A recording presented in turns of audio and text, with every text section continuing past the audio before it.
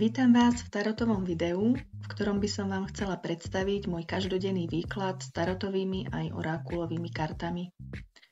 Aktuálne si robím dva typy výkladov, jeden na týždeň a druhý v konkrétny deň v týždni.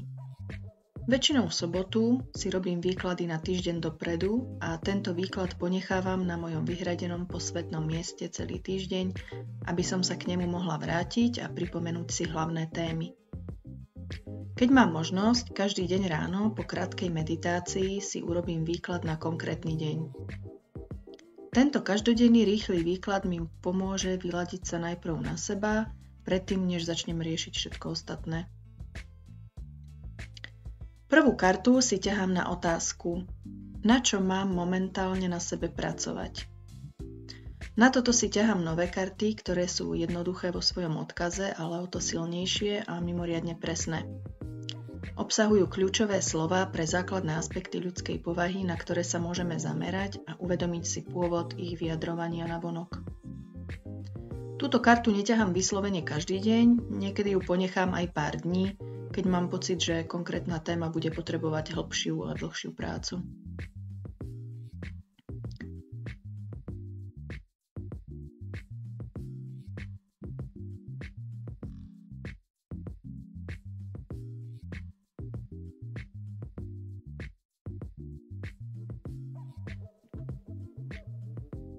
Druhá otázka znie, na čo sa mám dnes zamerať?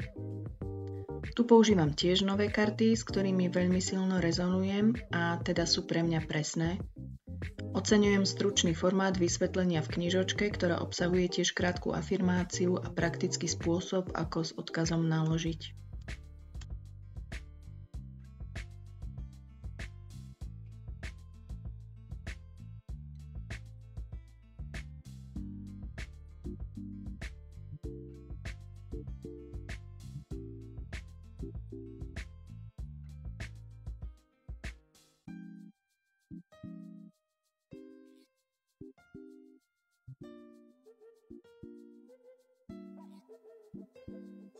Tretia otázka. Aká je energia dnešného dňa? Tieto karty používam už dlhšie, lebo vždy trafia klinec po hlave. Dajú mi odpoveď na to, čo môžem očakávať buď ako podtón celého dňa, alebo ako jednorazovú udalosť, ktorá však môže mať presah aj do ďalšieho obdobia.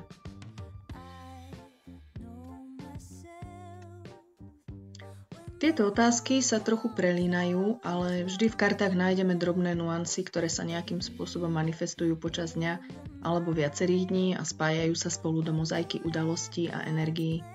Pretože život nie je len čierny a biely, ale je komplexný a každý moment nášho dňa súvisí s iným momentom, aby spolu priniesli celistvosť.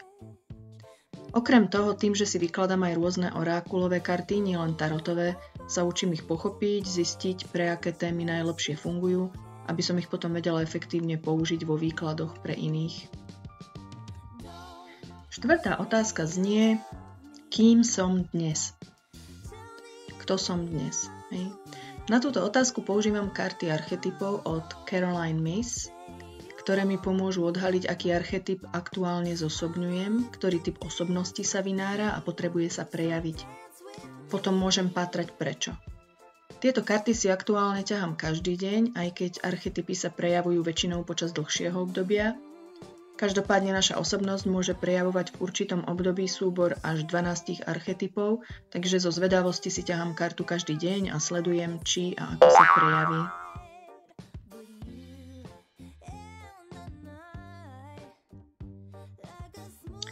Následne si ťahám tarotové karty na 5. otázku a prípadne aj nejakú bonusovú otázku. 5. otázka znie, čo prichádza do môjho vedomia? Táto otázka sa mi osvedčila ako veľmi presná pre udalosti a témy, ktoré sa vynárajú v danom dni alebo v najbližších dňoch. A ak ma to ťahá vyťahnuť si viac kariet, trebárs 3 a vytvoriť si z toho príbeh, tak tieto karty si ponechám 2-3 dní a vraciam sa k ním. A niekedy si zase vyťahnem len jednu, ako to cítim.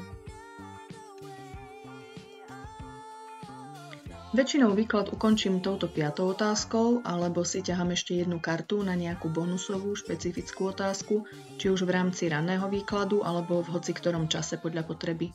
Napríklad, čo môžem dnes urobiť preto, aby som manifestovala určitý zámer a podobne. Takže to je môj aktuálny ranný výklad, používam ho od augusta a tieto jesenné dni, keď sa mení energia okolo. Určite sa striktne nebudem držať tejto štruktúry a občas si ju obmením, ale teraz pre mňa vytvára dobrý duchovný a praktický základ dňa, najmä keď mi do života vstúpi nejaký chaos. No, ešte by som chcela poznamenať, že najdôležitejšia vec na výklade je vlastne spätná väzba alebo retrospektíva. Je dobré vrátiť sa k výkladu v ten istý deň večer alebo na druhý deň ráno, predtým ako si začnete robiť opäť nový výklad, lebo s odstupom lepšie uchopím niektoré odkazy a viem, ako sa prejavili v realite. Pomôže to prehlbiť vzťah s kartami, pochopiť ich význam, ale najmä si spätne viem vyhodnotiť, aké témy sú pre mňa aktuálne, aký posun som urobila alebo ako som riešila dané situácie. Všetko toto nám slúži na uvedomenie si samých seba v kontexte sveta a vďaka tomu vieme zaujať jasnejší postoj k tomu, kde máme kontrolu a kde treba niečo pustiť. Takže dúfam, že som vás trochu inšpirovala týmto mojim jesenným výkladom. Majte sa krásne, vidíme sa v ďalšom videjku.